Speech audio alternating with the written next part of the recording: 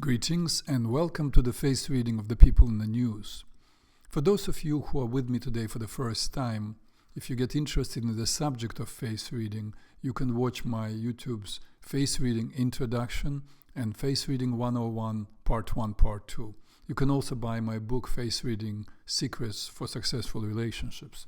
It is available on Amazon.com. Today I'm going to talk about Elvis Aaron Presley, who lived on this planet, unfortunately, only for 42 years. He was an American singer, musician, and actor. Here he is, Elvis. He is regarded as one of the most significant cultural icons of the 20th century and is often regarded as a king of rock and roll, or simply the king. About 8 months ago, I did a face reading of another person who was referred to as a king. The king of pop, Michael Jackson, who was one of the most popular entertainers in the world, and sadly also died quite prematurely at the age of 50, and also, just as Elvis did, from a heart failure, connected with taking large doses of prescribed medications. Psychologically, you can understand what happened to Michael: depression, anxiety, painkillers. Knowing his family history, his father, the abuse, it's not surprising. Surprising is the fact that Michael did as well as he did in spite of the abuse. But Elvis, many years ago, way before I learned face reading, I read a book about Elvis. I learned how much he was connected with his family, the close relationship he had with his mother. I was puzzled then how he ended up being severely overweight, addicted to prescription drugs, drinking heavily, with high blood pressure and serious digestive problems. He used the uppers to get him going in the morning, the downers like barbiturates, sleeping pills and painkillers to help him relax and sleep at night. What was his pain, I thought then. And only recently, when I decided to read his face, I remembered another fact of Presley's life that I read then. And as soon as I thought of that fact, I rushed to the computer to look for the photos of young Elvis, being absolutely certain that I would find one particular feature on his face. And sure enough, I did find it. You want to know what that feature was? Let me keep the suspense. First, I will tell you about that special fact in Elvis Presley's life. If you Google Elvis Presley's mother, you will see this information. And where it is written children, it shows, of course, one child, Elvis Presley. But the truth is, Jesse Presley, Elvis Presley's identical twin brother, was delivered stillborn 35 minutes before Elvis. Jesse was buried in an unmarked grave at the cemetery in Tupelo, Mississippi. When little Elvis was growing up, I doubt if he knew that he had a twin brother, potentially the closest relationship a human being can ever have, which never happened. I don't know at what age Elvis was told about Jesse, but I do know that after Presley became famous, he asked a number of times people to try to find whereabouts of Jesse. The efforts were to no avail because no papers marked the spot. But let us now look at young Elvis as face readers. This was the feature I was sure I would find, knowing Presley's sad arrival into this world. Can you see what that feature was? Yeah, the left eye. Usually, you would find an adult with the left eye slightly closed, meaning that there was something painful in his or her past. But this is a 3 or 4-year-old child with a loving family, the only child with no one to compete with. What was this closing of the eye to? Later photos show the same. Look at the left eye. By the age of 10, he developed a face/personality of a slim Venus. And by 12, he was already trying himself out on stage. Remember the meaning of Venus. Venus is a Roman adaptation of the Greek goddess of love, Aphrodite.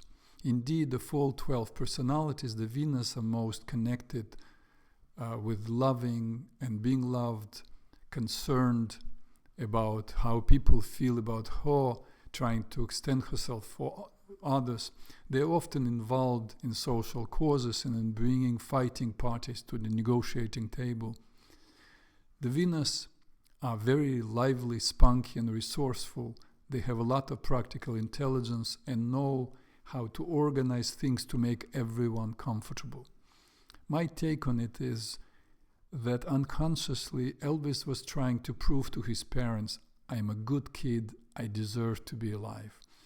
I've seen in my psychotherapy practice a number of people who lost a sibling at a very young age or at birth. And the deep-seated feelings are always grief and guilt, till they hit the mid-teens, of course. Then they're trying to forget the guilt and develop their own personality. And sure enough, Elvis, by the age of 18, turns into, guess what? Looks familiar? Yes, you have seen it already. Saturn over Mars. Remember I told you a whole story about Saturn over Mars personality when I did the reading on OJ. Saturn over Mars, a person with a murderous impulse. Fortunately, there were not too many adversaries for Elvis to fight at that age, and he had a talent which was appreciated by many. So Elvis reversed his personality within a few years, going back to Venus. Here. But the grieving left eye was still there. In fact, it closed even more after the second big abandonment in his life, after his mother's death. She died when Elvis was 23 years old. Elvis sent fresh flowers to her final resting place every week till his own death 19 years later. His digestive problems were getting worse. See the pictures 1, 2, 3, ages 18, 22, and 40. The lower lip is becoming larger. That's an indication of digestive problems.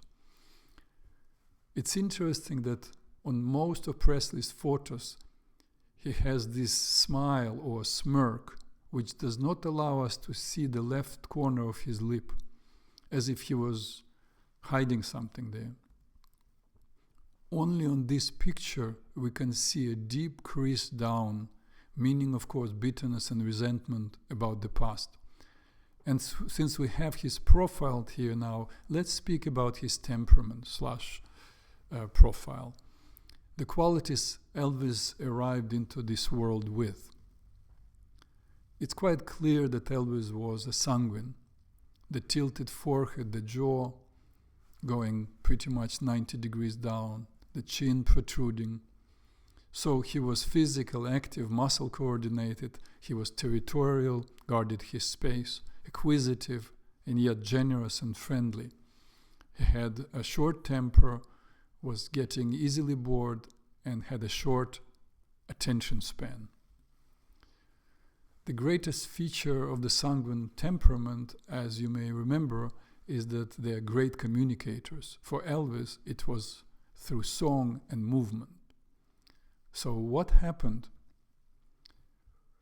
How did he move from this face / personality and this profile / temperament to this personality and temperament? Of course, you recognize that he became totally lymphatic, acquiring such qualities as patience, acceptance, benevolence, and most important for him at that time, the ability to tolerate pain and loss. These photos were taken in 1977, not too long before he died. So what's the story about this weight gain? Look, this is Elvis in 1972, a year before he got divorced from Priscilla Presley. And here he is in 1973, walking out of the courthouse after the divorce. Already gained a lot of weight. They were still holding hands. They said goodbye warmly. When asked years later why she left Elvis, Priscilla said that she needed to discover who she was. They started dating when she was 14, got married when she was 21, and at the age of 27, she needed to go on her own journey. They remained friends and loved each other till Elvis died. So what's the story with weight gain? Yes, another loss. Elvis started his life by losing his brother. At the age of 23, he lost his biggest love, the love of his life, his mother.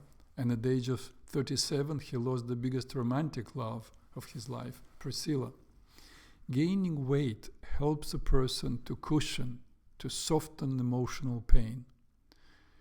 But with becoming lymphatic, one acquires yet another quality, and it is the tendency to hold on,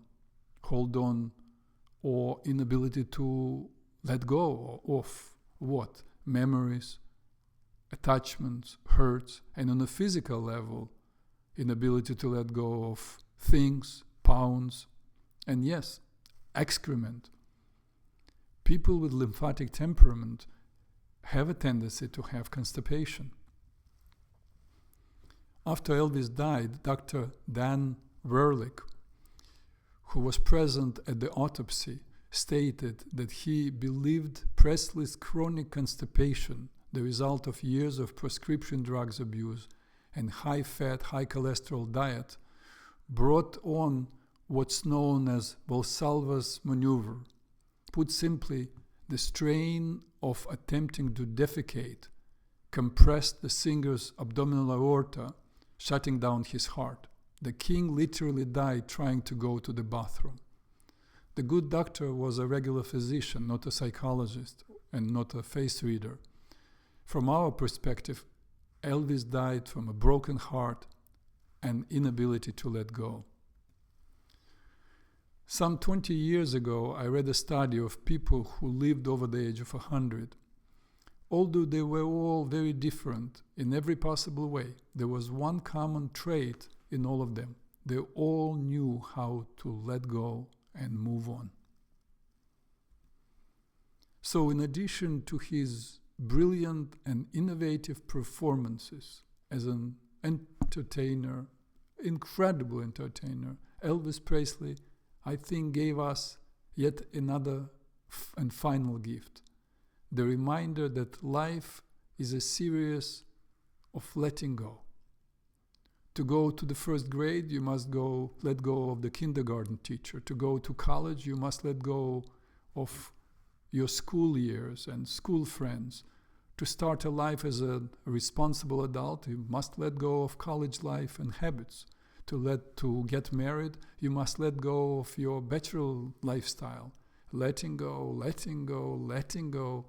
Only by letting go can we fully appreciate all that the new can bring us, the new that is coming our way, and accept the blissful uncertainty of life. And that is all for Elvis, the King. Please click subscribe if you want to be reminded when I make new postings. Thank you for being with me today. Peace to all who want to live in peace.